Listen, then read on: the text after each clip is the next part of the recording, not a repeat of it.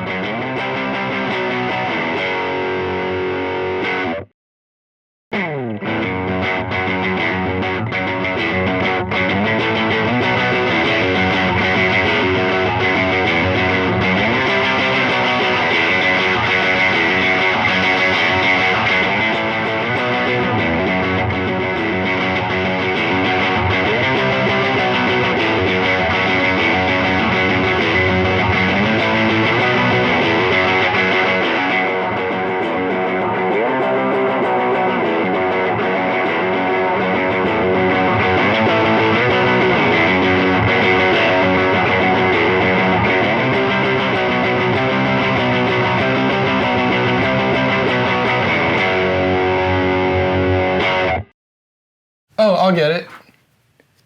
Hello? What's that? It's for you, Fender. It's your dad. It's really proud of you for making this pedal. So are we.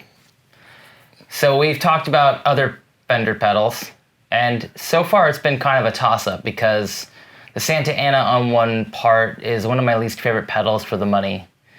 And the Pugilist for the money I think is awesome.